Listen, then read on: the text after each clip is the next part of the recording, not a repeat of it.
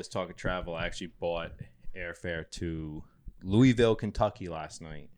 Great place. Going down in about 2 weeks for some concerts. I was My morning jacket, right? My morning jacket, correct. I just deleted it from my calendar because it said MMJ tentative. I just hit delete because I know I'm not going. You're not going. Well, I was planning on driving. Yes.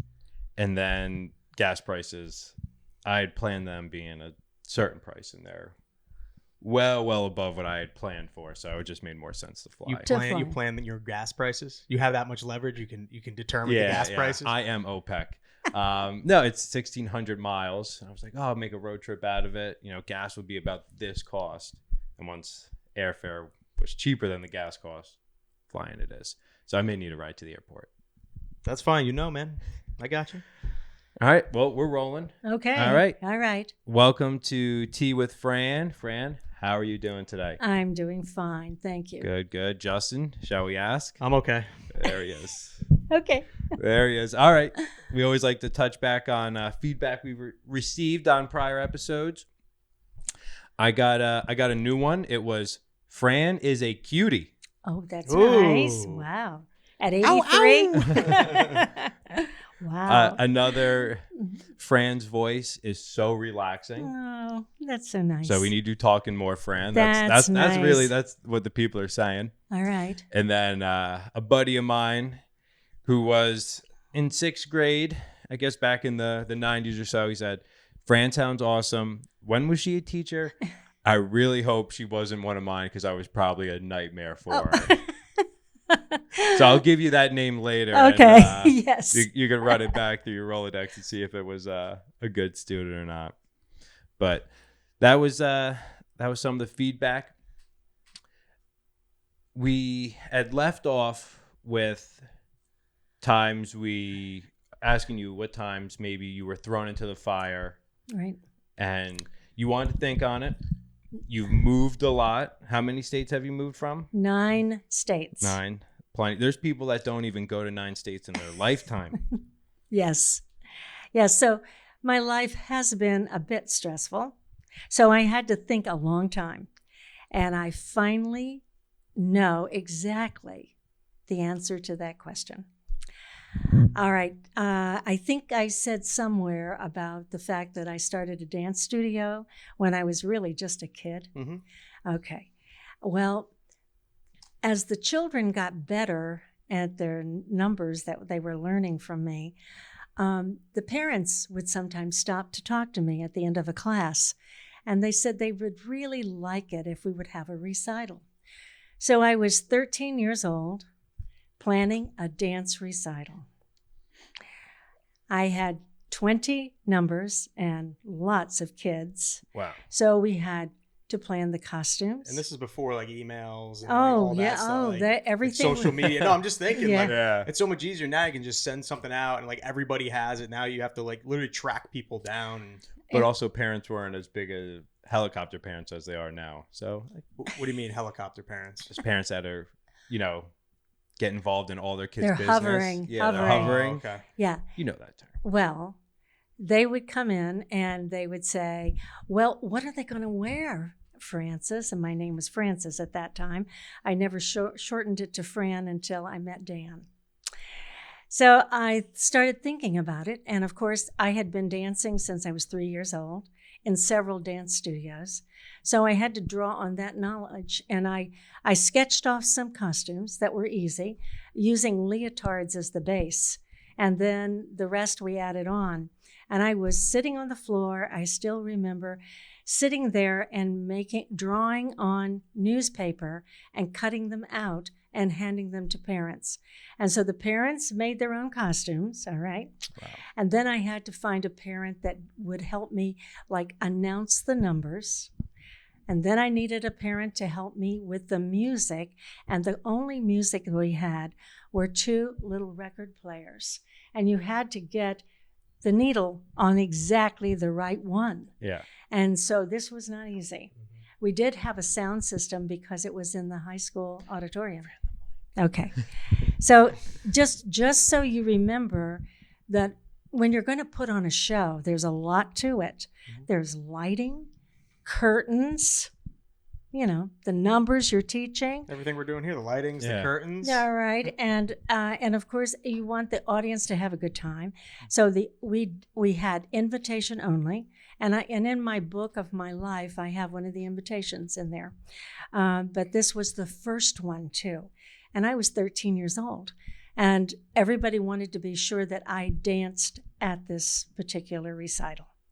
So I did 2 numbers, one early on, and then I closed the whole show. The opener and the closer. And it was wonderful in that I had a standing ovation. So as hard as it was, and I can tell you, as a kid, I was just trying to put this all together in my mind. I talked to the principal, and the principal said, we're not going to charge you anything. We're just really proud of you. We think it's wonderful. So I didn't have to pay the janitor, but I had to have somebody to help with the lights. There were spotlights. And these were all parents who all volunteered to help me. Awesome. So, I was really blessed in my life that I was surrounded by people that wanted to see me succeed.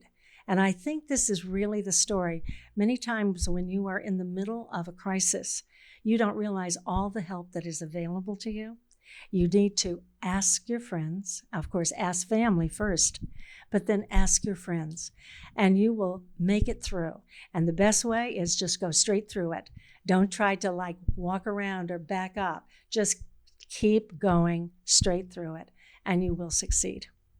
That was the toughest one in my life. It's that dip, it's that ditch you're in that you got to dig yourself out of, and then you get to that one, then it's another one, then you're constantly, it's a roller coaster just climbing up.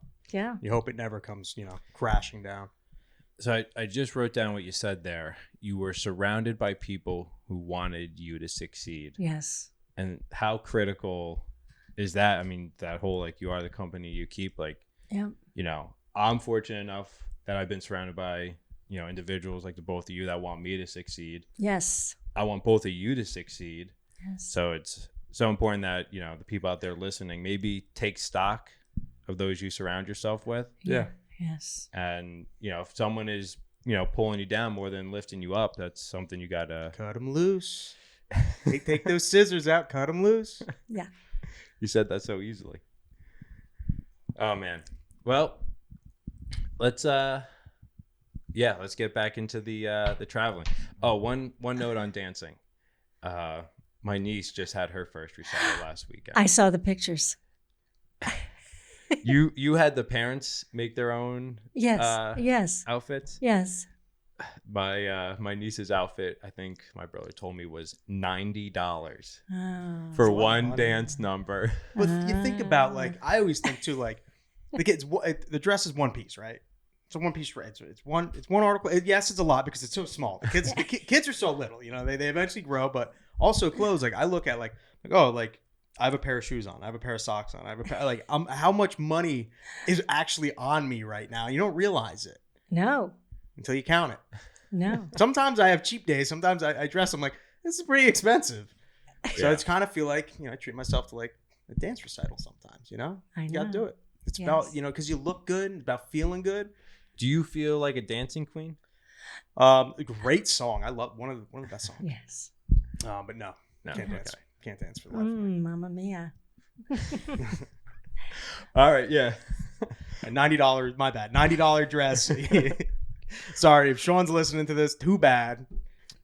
Just make her wear it as many times as you can before she grows out of it. Yeah. All right, let's hop back into, let's get some more traveling in. All right. There's so much to see and do. I know we mentioned China, but there were some things that kept coming back to me that I should have said about China when I was there.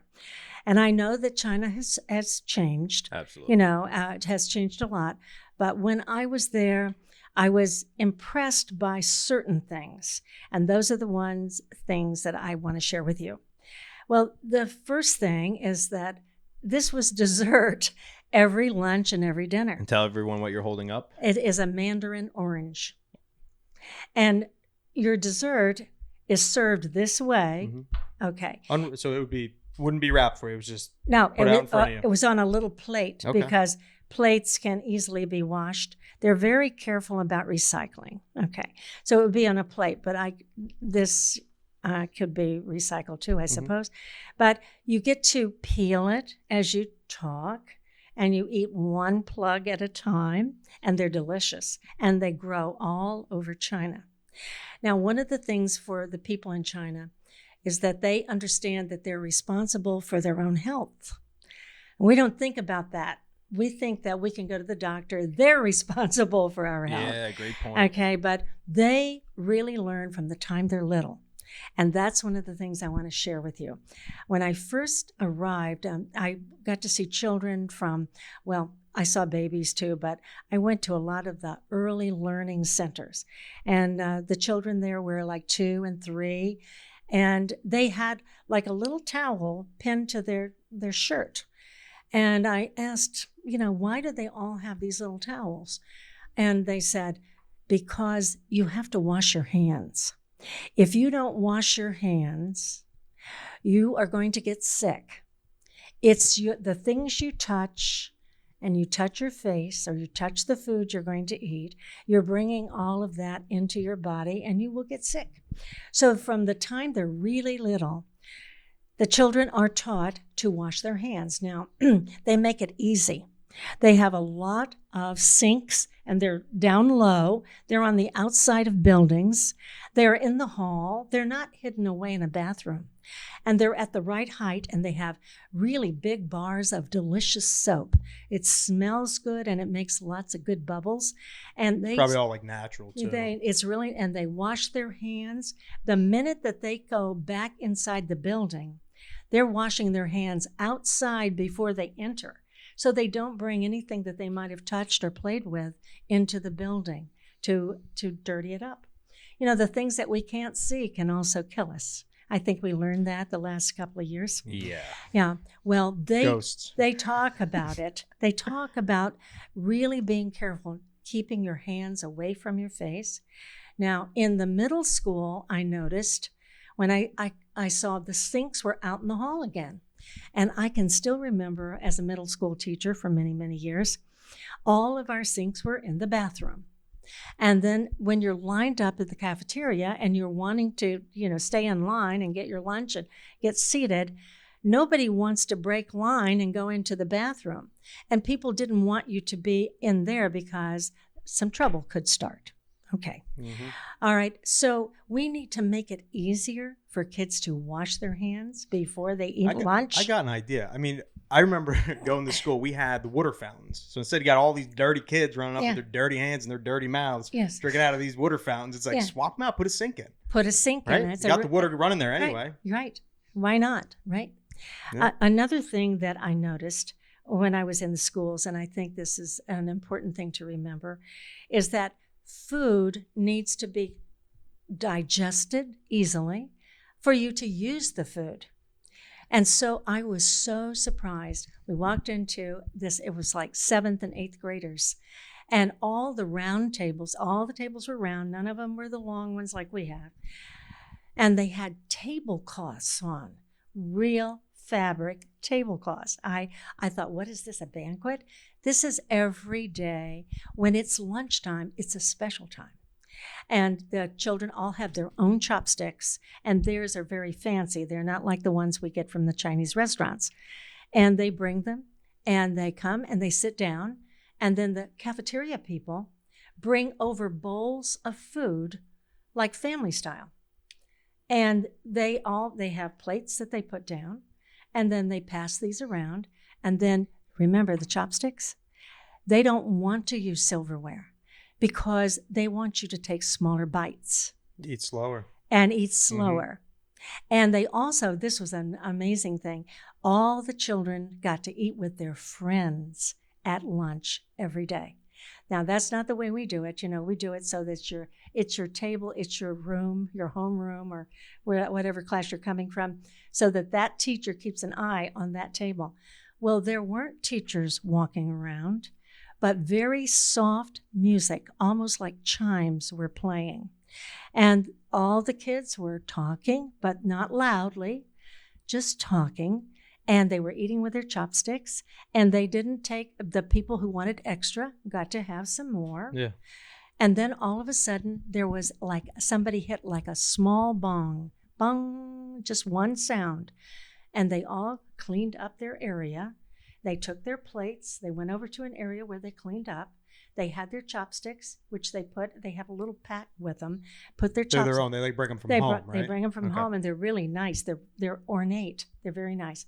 And then they don't run back to class right away because that's part of the digestion time. So they have all these quiet activities. It looked like some of the kids were playing chess, sitting at a table out in the gardens. There are gardens at every school, really nice looking gardens.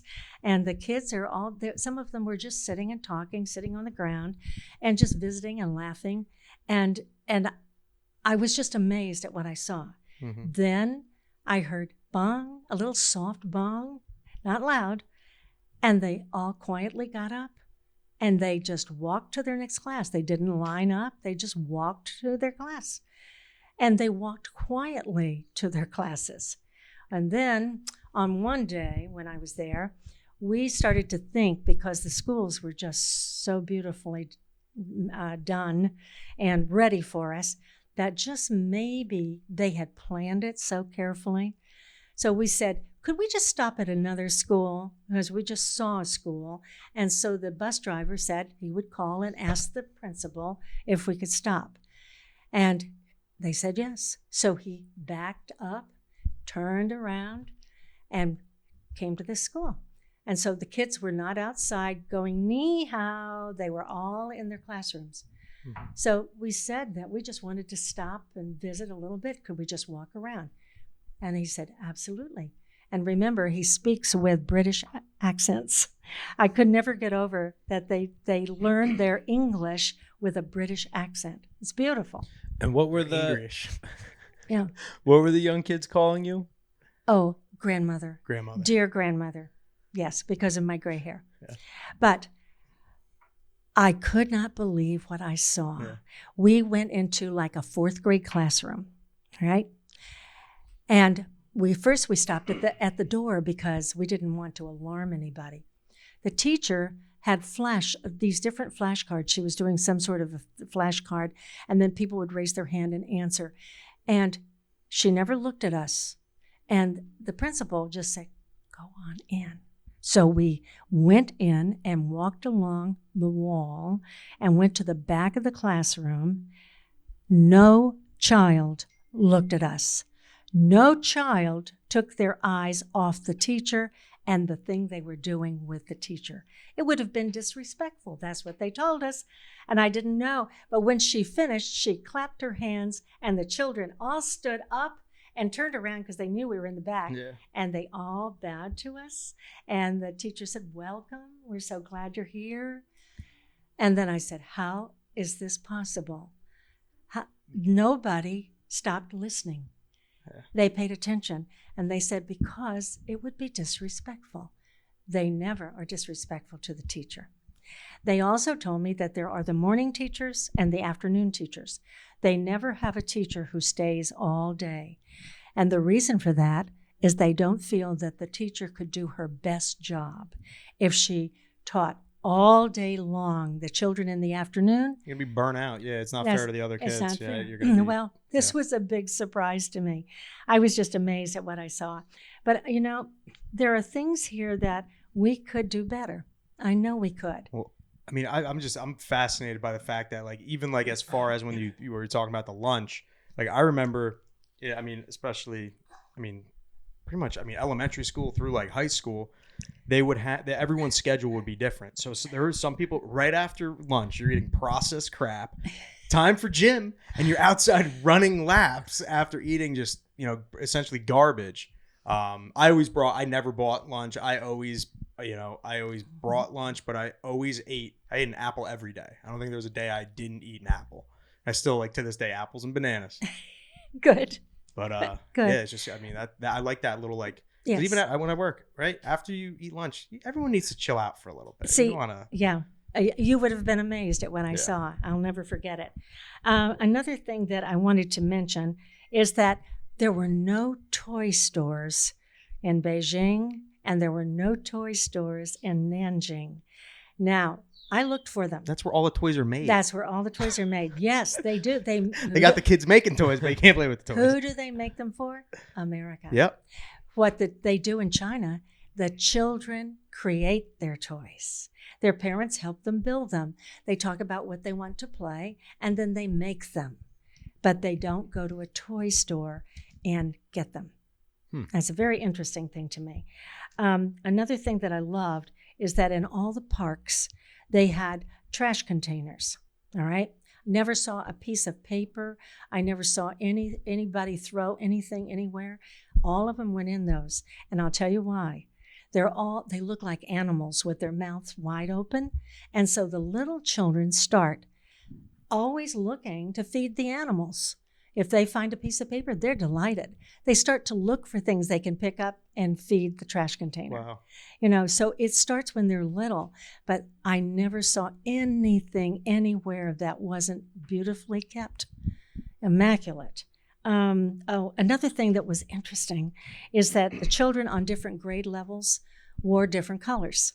So you always knew, okay, that person right there is in 4th grade because they're in blue. All right, the 5th graders might be in red, green, gray, all the different colors. But one of the things I thought was interesting is when we got into the high school, we would see some of the younger children, like in the brighter colors, sitting in those classes. So I said, why do we have these different colors in this classroom? And they said, because in China, every child moves at their own rate. The ones who move quickly, they can go all the way and keep moving on up, all the way till they graduate. Some of them graduate when they're very young. They graduate when they're like 14, and then they can go on to higher education. But I also saw in the lower grades one guy who was like in a gray outfit, and he was in a class with all the blues.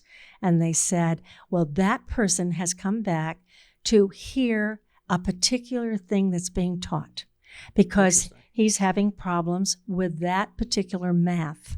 And nobody teases. There's no bullying. There's no loss of face. Everybody just accepts that. And it's amazing. I thought it was. I came home and I thought about it for a long time. And I've continued to think about it. And I really wanted everyone to know that this does exist. Yeah, those are really great and interesting points. I wonder, how much of it has changed. Yes, I don't know. But I really like that, between last week and probably this week, just more time to reflect. Yes. Compare, contrast. Right. Those are a lot of great points. I don't know how you would change the I system know. here. I don't know either. All I know is that it's getting hard for people here. Yeah, I know. Well, I haven't told you about the dragon. You see the dragon on the table? Yeah, we got all right. What's dragon, this made out? It's like a burlap. No, it's some kind of rope. A rope. A rope. Okay. When I came home, I had a big dragon kite. Kites are really big in China. And I had one that I put in my classroom all the way across the ceiling. It was wonderful. But I really wanted a dragon in the house to always remind me that they teach the dragon. And the story is you never judge someone by the way they look. Mm. You judge a person by their hearts, by that person, the inner person. And he looks fierce and terrible, but he's really not. He's just a big teddy bear, essentially. He's a teddy bear. But he could protect you. Oh, yeah. See, he cares about you. Mm-hmm. So if he had to use his teeth and claws, he could do it. But I think we should all really think about that and not judge by the outer person and judge by the inner. Yeah, I mean, that is just a simple way of living. Don't judge a book by its cover. Yes. Obviously, we live in a society that judges a lot by appearances. Yes. And it's tough to be mindful of that what you see on the outside isn't necessarily reflected on the inside. Right. It's not. So respect everyone for the dragon they are. I like that. So you're calling everyone a beast. Everyone's just a beast. You're a big hairy beast, Kev. I know. My hair, I think officially it's been 2 years since I've cut it. Oh, somebody called. Yeah, don't worry. Yeah, That that's noise all right. is fine. We're not going to worry about it. But yeah, 2 years. And at this point, I'm going to keep going until it's time to donate it. Good. I think that's great. So When's the time to donate? Like you could donate right now. I don't know if it's long enough yet. You could buzz it. Fran, you got buzzers? You got clippers laying around? You can do it right now. We can do that as a I don't know, like some type of content On the piece. cruise ship episode. Yeah. When we go on our cruise ship. When we go to That's- we go to St. John's, Yeah. we'll cut my hair. Yep. Well, Fran, you mentioned before the 9 states. Yes. There is a story, a ghost story actually, Yes. from one of those moves, one of Mhm. those states. Yes. It's not really a traveling story, but it came to you in your travels. That's right. So, if you don't mind, can you share I share the ghost story? All right. I have not seen a ghost, but I do have to tell you about the special house in Minneapolis. It was the house of the year in 1920, and it had been built by a professor. And it was like a 3-story house with leaded windows, 5 bedrooms. It was really a marvelous house. And down in the basement, we had decided that we wanted to make it into like a place ping pong table, maybe a pool table, whatever the kids Well, you would would say like. a rec room, right? A rec room, Grandparents yes. used to always say a rec room. Loved it growing up. It was leather couches. It was cool. Okay, well, this is something we really wanted to do. And so after we got over our moving expenses and we were settling in and I was teaching, and we found some nice young men that they called them, they said they worked for Fish. I don't know. The band? That it I hope sounds not. like it. No, I hope but not. no, but this was an organization that painted houses and did construction. All right. And so I didn't tell them anything about the house because we had to adjust to this house. First of all, I should tell you how we got the house. I was selling our house in Atlanta, and Dan was in Minneapolis, already starting his new job, and he was going around with a realtor, and he said, "I've got to find a house. We've got 3 boys. I want something where there's plenty of room for have friends in." And she said, "Well, let's drive around, and you show me a house that you think your wife would like." So they're driving along the Minnehaha Parkway, and he said, "That house right there intrigues me, and I think Fran would really like this house." So she said, "Well, let's find out if they'll sell it." And he couldn't believe this realtor. Knocking on That the doors. knocked on Get the- out of your house. We're buying it. She knocked on the door, and this very nice lady came to the door and said, "You want to buy this house?" And she said, "Well, we're looking for a house, and we wondered if you are thinking of selling the house." She said, "In fact, last night we decided we're going to sell our house." Oh my gosh. Okay, so now Coincidence. it was a coincidence. All right, Add so some spooky music while she Yeah. tells Yeah. the all story. right, so Dan said he wanted to walk through the house. He walked through the house. He loved the house. Lots of hardwood floors and those leaded windows everywhere were beautiful. Mhm. And it looked across at the Minnehaha Parkway, and there's a beautiful river that meanders down. Well, they said, "There's one thing we need to tell you about the house. The attic is locked." Oh, God. When we bought the house because the person had passed on, and the family wanted to get rid of the house, and they said that they would come back and clean out the attic, but we were never to open the door and go in the attic. So there's a big lock on it. I'd be like, nice, but I'd be done. That's my part. Oh, there's a well in the attic. Small child. So Dan said, "Well, we don't need it. We've got plenty of bedrooms. There's lots of room here." Dan would brush off a Yeah. locked attic. And it was locked. Did you know about that until after you bought it or before you bought it that the attic was locked? Well, I think he had already signed the papers. Then Oh, then he told you when you moved in. Yeah, by the way, the attic, it's got a padlock on it. Can't go in there. Keep the Can't kids go in away. there. Oh, my God. But see, all the bedrooms had plenty of storage places and closets, and who needed the attic? We didn't need it anyway. All right, so we move in. All right, and a couple of nights I heard crying. It sounded like somebody crying in a pillow with their face down in the pillow. Justin, what does that sound like? Sounds like me almost every night. All right, So the first time I didn't get out of bed, but the second time I heard it, I got up and walked down the hall. And when I got to the door that was locked, it sounded like it was in there. And just a soft crying in a pillow. That's what it was like. So I went back to bed, and I just had to tell myself that I was imagining it. Yeah. That's what you think, all right? So one of the bedrooms upstairs on that same level with the locked doors was an empty one. And I liked that room. It had a lot of light coming in, and I said, that will be my sewing room. And of course, at that point, I wasn't making Dan's pants because he hadn't started wearing those, but I made a lot of the shirts for our boys, and I made my own clothes, and I made all the curtains, and I loved sewing. All right, here's my sewing room, all set up. And we had only been there a couple of months when this happened, but I was cutting out shirts and making a big stack, so I was going to all of a sudden start to sew, and I would sew the same kind of seam on every one of them, just like a factory work kind of thing.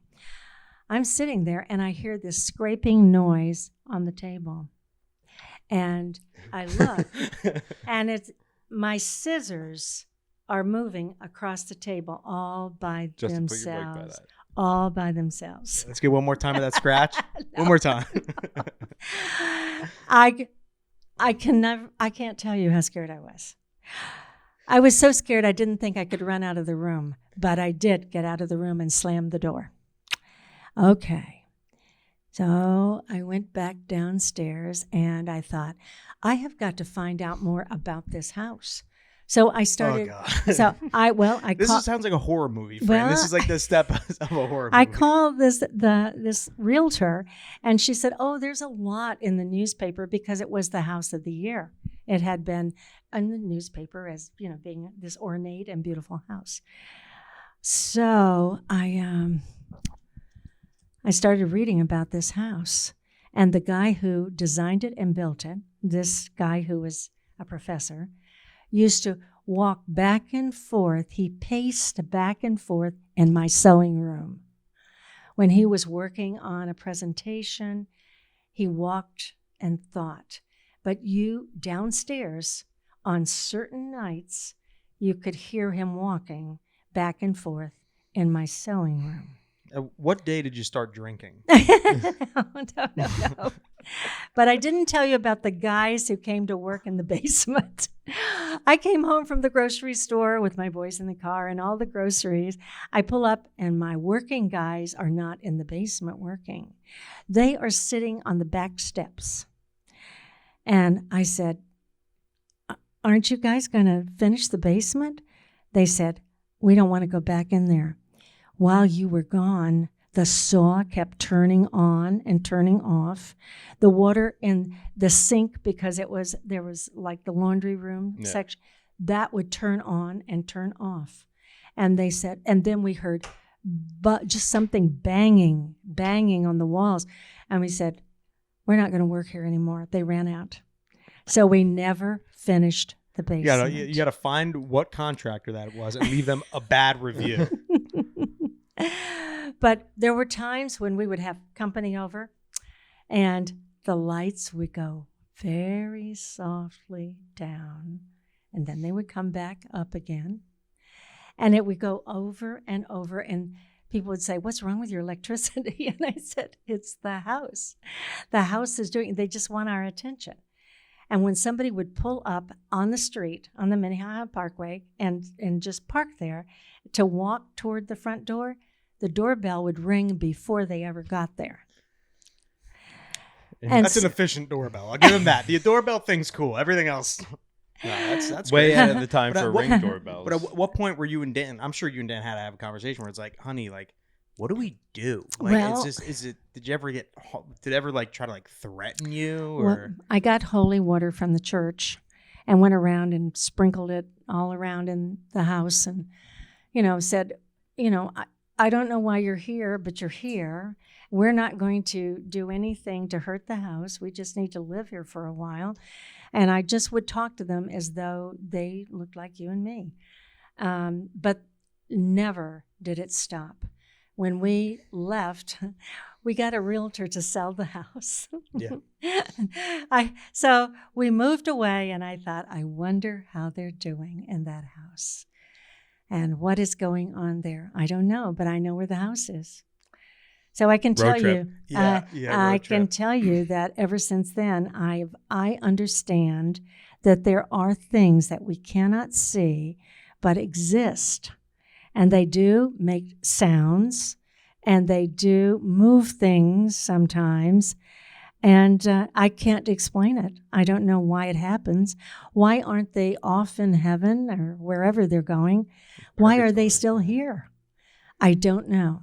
But it was a surprise in my life.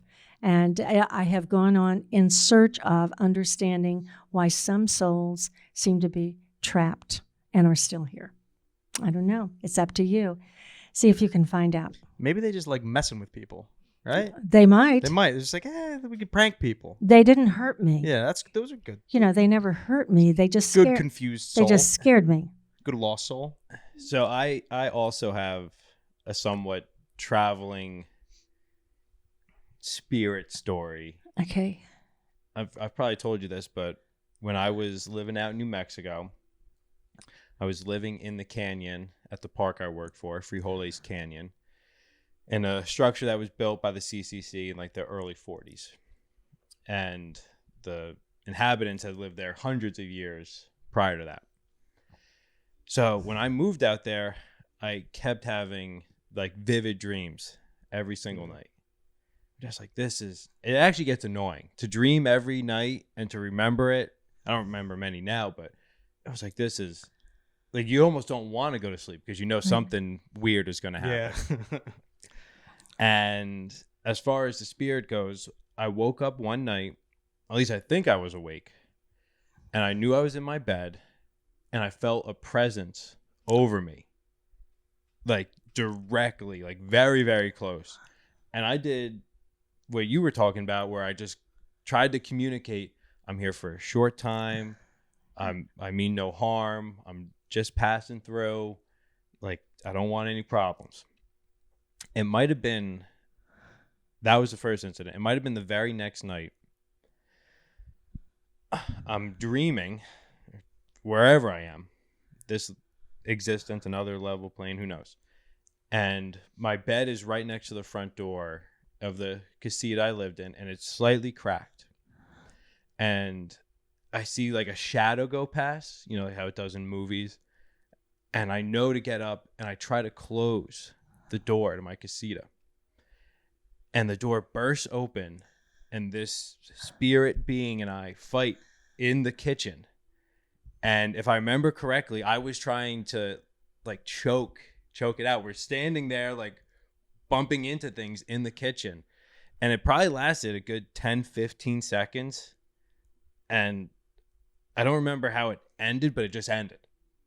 And those were the only two encounters that I had with the spirit. So maybe I fought him off, or I don't know. Yeah. The next night, I remember being very nervous to go to sleep. Yeah. And I'm just like, what? Like, who am I fighting tonight? And if I remember correctly, I had a dream about The Sopranos. You know you're good after that. Yeah.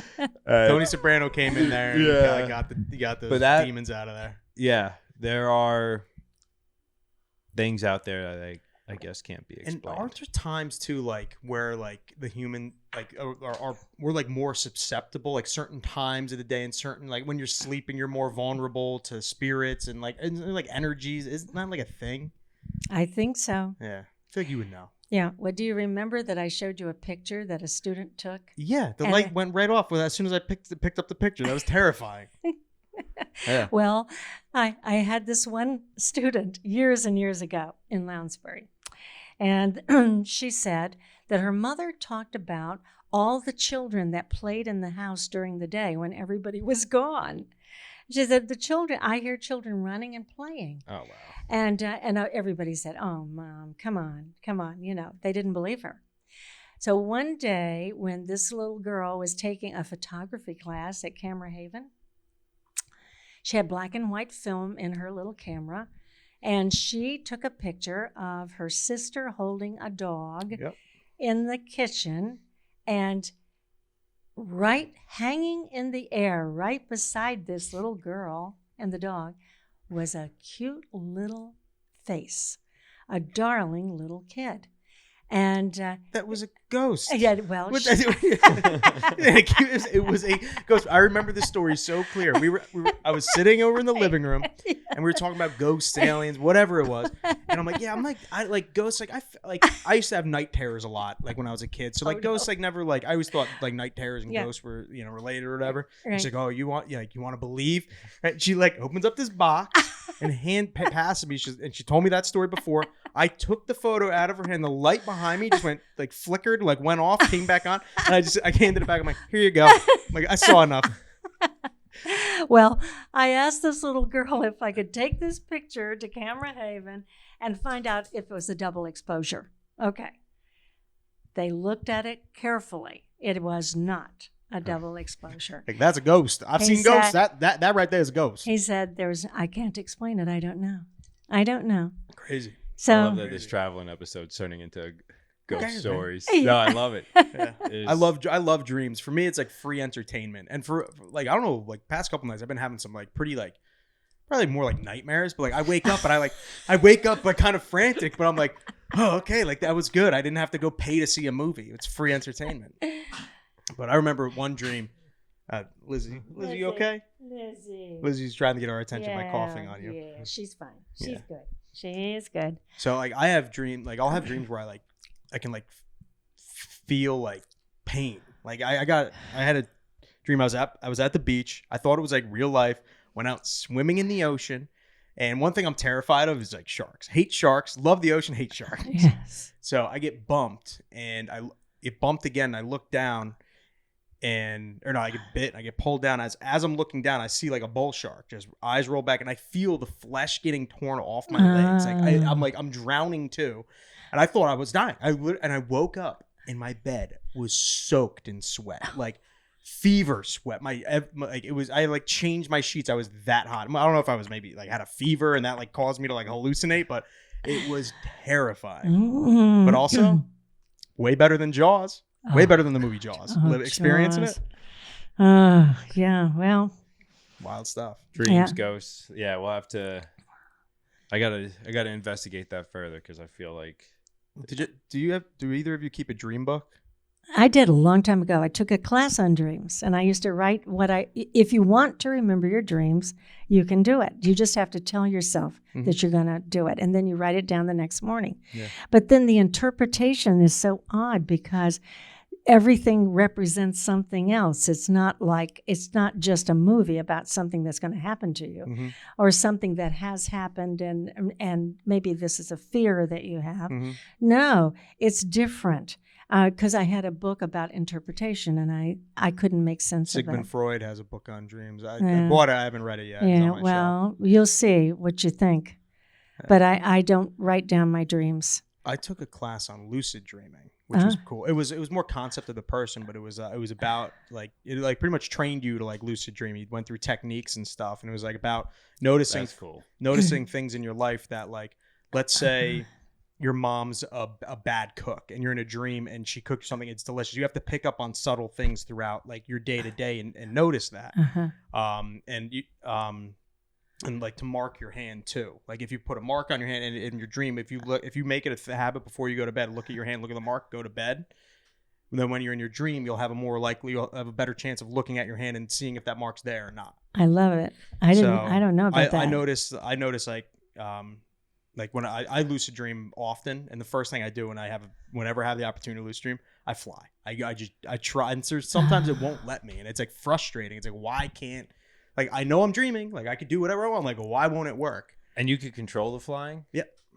Because I remember having dreams as a child of being on a trampoline and jumping and then just going up forever. That's awesome. Oh. But like getting, understandably scared because I wasn't. Yeah, you coming get that back feeling down. of. I still get the. Yeah. I had a dream the other night where I flew. I realized I was dreaming. The first thing I did, I jumped up, and then I was over my house, which was kind of weird. It was creepy. I love So it was it. dark, but it was dark, and I'm like, Yeah. and then I woke up. I'm like, it was strange.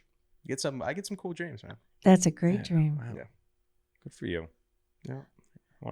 Maybe if you're out there listening and you have a dream journal or experience with dream journals, write into us. Yes, we'd love it. teawithfranmail@gmail.com. We want to know. Yes, Connect we with do. us. That would be great. Well, you mentioned how much you sew before, Fran. You and I went fabric shopping the other day. We did. And I just want everyone out there listening to know that fabric shopping might be the funnest way to spend a Saturday morning. It was great, wasn't it? That was great fun, and there's so many cool designs. Yes. And what do you make? Oh, you're making the New curtains. curtains Curtains. for your The truck. Truck, yeah. Yes. Yeah. We'll show you what I got after Yeah. after the show. Some good stuff. Lizzie wants some red pepper. Yeah. Okay. Here she goes. Is red peppers are probably good for yeah, dogs. they are. They're good. She loves them. I know grapes are bad, onions Yeah. are bad, Yeah. coffee's bad. I love all three of those things. Chocolate is together. bad. Oh, chocolate's bad. And they can't have that. You're right. Well, Okay. I mentioned last week, I asked you guys if there was any particular person or moment or meal that kind of stuck out in your travels. And I thought about it for myself, and I wanted to share this kind of funny story.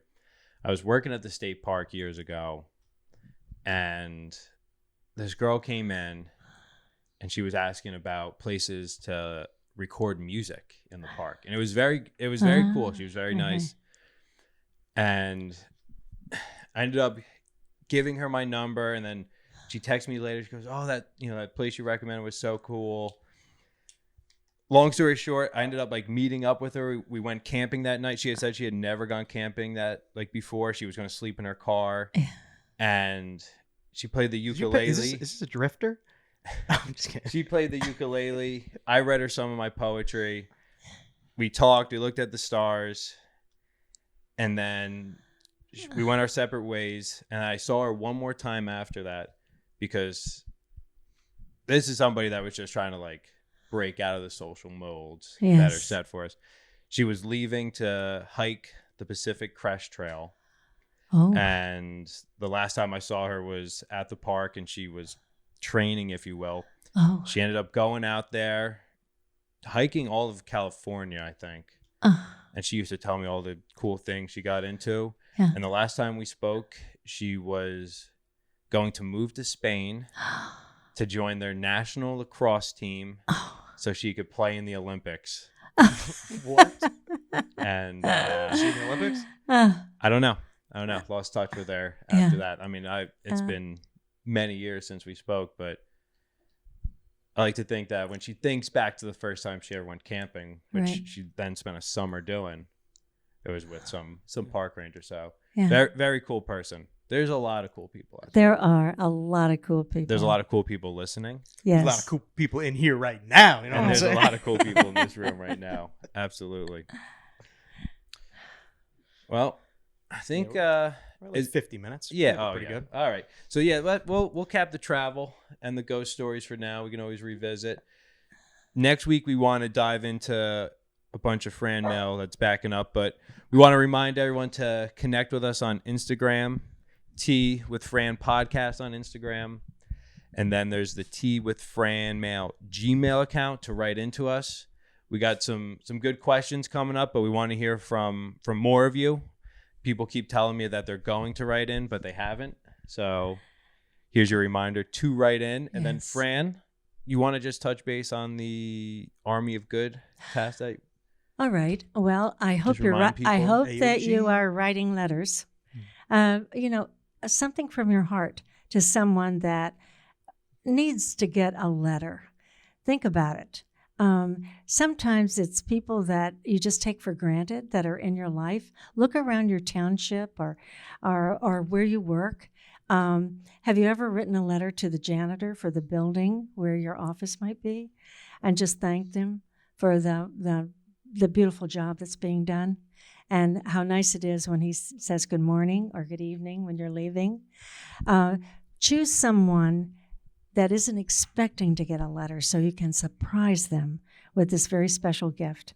It doesn't take long, and it's a wonderful thing to do. I highly recommend it.